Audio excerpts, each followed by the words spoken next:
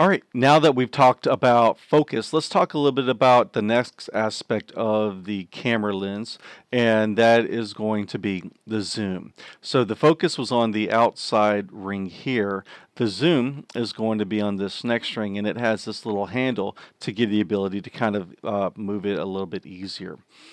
And so with zoom, we're able to take a wide, narrow, or wide image of a photo and move the center of it closest. So we're able to use zoom to kind of keeping our body and our camera at one location. We can get a tighter shot of something that's further away. You can see this in satellite images. You can see this even on cameras where you can go in and make images tighter. So, and this is kind of moving that data along that Z axis to make objects that are in the middle bigger. Likewise, when you zoom out, things on the outside are going to now get tinier and they're going to move it towards the center of the screen. So with this picture on the right, you can see that this person is kind of zooming into things that are about 70 millimeters away from the camera. And then as they adjust that zoom and push in further, they can now see things at 105 millimeters or 200 millimeters or 400. So things that were very tiny and far away, you can get them in better detail. And when you're dealing with zoom, there's usually two types of zooms that are provided for you. An optical zoom, which is where two pieces of glass are physically moving further or closer away from each other. Then there's digital zoom. And digital zoom is where a computer is trying to recreate a larger image based on what it believes the information is there. And a digital zoom can provide you with some information, but it's not going to be as good as an optical zoom. So if you are shooting something on your phone, you may just want to push as far as the optical zoom will let you. Don't go for the digital zoom. That can probably be better handled in an editing program such as Premiere, DaVinci, Avid, Edia, something like that.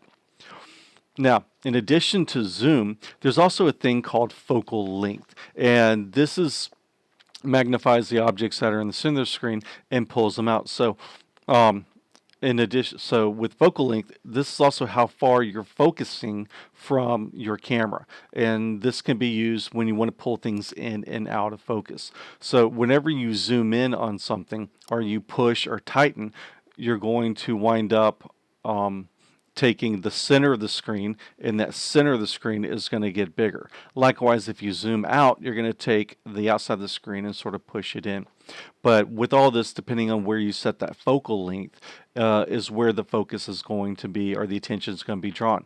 Like I showed you with the image earlier with the crowd, you could see that way off in the distance was blurry and really close to the camera was blurry, but kind of in the middle, that's where that focal length was set to keep that attention drawn to that area. Now another part of the camera, and this happens also in the ENG cameras, the news cameras, and the studio cameras, is you'll have a set of handlebars behind the camera, and on this has some controls. So on this right handle, I've got this little rocker that I can put my thumb in, and I can move my thumb left and right, and that's manually controlling the zoom. Likewise on the left, I have this second handle here that I can take that handle and twist it, and that handle is controlling the focus. So between the two of them, I can zoom in and out and then control the focus that I want people to see for that image. So that's just kind of a quick look at how you can use zoom and focus to set up an image to help people see the information that you want to provide them.